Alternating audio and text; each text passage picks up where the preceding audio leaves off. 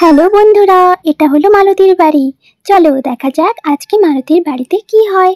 যাই যাই মালতী আন্টিকে বলে দিই মায়ের সব কাজ হয়ে গেছে, মা যখন তখন আসতে পারে।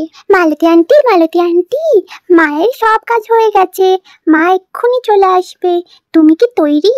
হ্যাঁ হ্যাঁ নীলুমা, আমার সব কাজ হয়ে গেছে। এই তো রান্নাটা আমি শেষ করলাম। এরপর তোমার মা আসলেই আমরা বেরিয়ে যাব। তোমার মা কোথায় নীলু? মা তো এক্ষুনি চলে আসবে, মায়ের সব কাজ হয়ে গেছে, মা এক্ষুনি চলে আসবে আন্টি। আচ্ছা রিয়া শোনো, তোমার খাবার আমি রেডি করে দিয়েছি, রান্নাঘরেই থাকা দেওয়া আছে। যখন তোমার খিদে পাবে তখন লক্ষ্মী মেয়ের মতন খাবারটা খেয়ে নিও, কেমন? আর একদম বাইরে বেরোবে না, ঘরে বসে খেলাধুলা করবে। তোমার বাবার কিন্তু শরীর ভালো নেই, খেয়াল রেখো রিয়া। যতক্ষণ না মা আসছে ততক্ষণ আমি রিয়ার সাথে থাকবো, আমি একটু রিয়ার সাথে খেলাধুলা করবো, ঠিক আছে আন্টি? আচ্ছা রিয়ার বাবা, তোমার শরীর এখন কেমন আছে? মালতী, আমার শরীরটা যে একদম ভালো লাগছে না। মনে হচ্ছে কালকে বৃষ্টিতে ভিজে আজকে আমার খুব জ্বর হয়েছে। আচ্ছা আচ্ছা রিয়ার বাবা, আমি ফেরার সময় তোমার জন্য ওষুধ ঠিক নিয়ে আসবো। কিন্তু এই শিলা দিদি কোথায় আছে? এখনো আসলো না, কত দেরি হয়ে গেছে। আমাকে এত জলদি জলদি কাজ করতে বলে নিজেই কত দেরি করছে। আরে আরে মালতী, তুমি এত রাগ করছো কেন? আমি তো এসেই গেছি। আরে তাড়াতাড়ি জঙ্গলে চলো, আমাকে তো কাঠ কুড়োতে হবে। আমার ঘরে একদম কাঠ নেই, কাঠ নেই বলে আমি তো রান্নাও করতে পারছি না। কাঠ নিয়ে এসে আমাকে তো রান্নাও করতে হবে। তাড়াতাড়ি চলো মালতী। হ্যাঁ হ্যাঁ শিলা বৌদি, আমারও তো অনেক কাজ আছে। কাঠ কুড়িয়ে এসে আমাকে তো আবার ওষুধ দোকানে যেতে হবে ওষুধ আনতে। আরে রিয়ার বাবার তো একদম শরীর ভালো না, রিয়ার বাবার জন্য আসার সময় ওষুধ নিয়ে আসবো ভাবছি। ঠিকই বলেছো মালতী বোন। আরে নীলুর বাবারও তো শরীর ভালো না, ওনারও তো খুব জ্বর হয়েছে। আমিও বরং ওষুধ নিয়ে আসবো ওনার জন্য, ঠিক আছে? ঠিক আছে শিলা বৌদি, আমরা কাঠ কুড়িয়ে দুজনেই ওষুধ দোকানে চলে যাব। কাঠও কুড়ানো হয়ে যাবে আর ওষুধও নেওয়া হয়ে যাবে, কেমন? চলো। আরে হ্যাঁ মালতী, ঠিক বলেছো। আরে এক মিনিট দাঁড়াও, আমি একটু নীলুকে বুঝিয়ে দিই যে ঘরে কি কি কাজ বাকি আছে। ও তাহলে একটু বাড়িতে গিয়ে কাজ টাজ করতে পারবে। হ্যাঁ হ্যাঁ শিলা বৌদি, তুমি নীলুকে একটু বুঝিয়ে আসো। জলদি করো, আবার দেরি না হয়ে যায়। কাঠ কুড়াতে গিয়ে আবার সন্ধে না হয়ে যায়, তাড়াতাড়ি করো। সন্ধে হতে হতে আমাদেরকে তো আবার ফিরে আসতে হবে।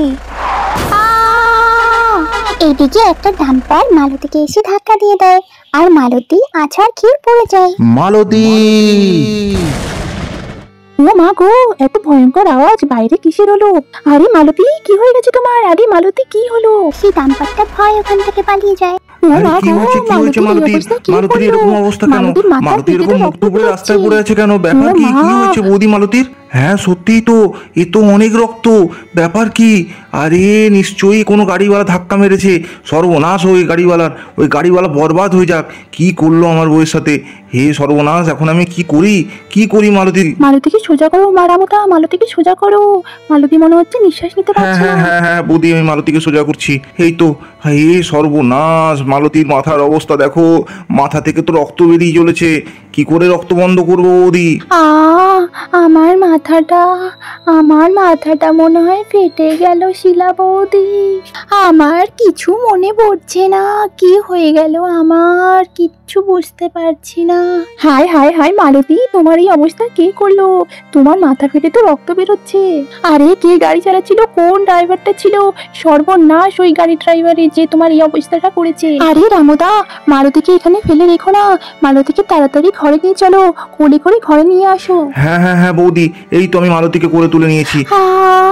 আমি কোথায়? মালতী, মালতী তোমার কি হয়েছে? মালতী, মালতী তোমার শরীর ঠিক আছে তো? মালতী, তুমি আমাকে চিনতে পারছো তো? এই কি অবস্থা হয়েছে মালতী তোমার? তোমার মুখের দিকে তো তাকানোই যাচ্ছে না। কি অবস্থা তোমার? তোমার কপাল ফেটে কি রক্ত বেরোচ্ছে মালতী? চিন্তা করো না মালতী বোন, সব ঠিক হয়ে যাবে। এই তো মালতীকে খাটিয়াতে শুইয়ে দিয়েছি বৌদি, এবার আমি কি করি বলো? কি করবো এখন আমি? আমার মাথাটা তো খুব ব্যথা করছে গো, খুব ব্যথা করছে। আরে মালতী বোন, একদম চিন্তা করো না, আমি তো আছি। আমি তোমার মাথায় কাপড় বেঁধে দিচ্ছি। আরে রামুদা, তোমাদের বাড়িতে ব্যান্ডেজ নেই? যাও নিয়ে আসো না। হ্যাঁ নিশ্চয়ই আছে, একটা ফার্স্ট এড বক্স তো আমার বাড়িতে ছিল। দাঁড়াও আমি দেখছি, দাঁড়াও কোথায় আছে, কোথায় রেখেছি আমি দেখছি। আমার মায়ের এটা কি হয়েছে আন্টি? আমার মায়ের মাথার থেকে এত রক্ত কেন পড়ছে? আমার মা ঠিক হয়ে যাবে তো? রিয়া, তুমি এইদিকে একদম আসবে না, তোমার মা ঠিক হয়ে যাবে মা। আচ্ছা ঠিক আছে আন্টি, আমি ওইদিকে চলে যাচ্ছি, আমি এখানে একদম আসবো না। বৌদি বৌদি, এই তো আমি ফার্স্ট এড বক্স পেয়ে গেছি বৌদি, ফার্স্ট এড বক্স পেয়ে গেছি। দেখো এর মধ্যেই মনে হয় ব্যান্ডেড আছে। হ্যাঁ হ্যাঁ রামুদা, দাও আমাকে দাও, এর মধ্যে নিশ্চয়ই কাপড় থাকবে। দাও আমি কাপড়টা বেঁধে দিই। হ্যাঁ বৌদি, তুমি একটু লাগিয়ে দাও বৌদি, বেঁধে দাও ব্যান্ডেডটা। আমার তো এই অবস্থা মালতীর দেখতে পাচ্ছি না, মালতীর কপাল ফেটে কি রক্ত বেরোচ্ছে।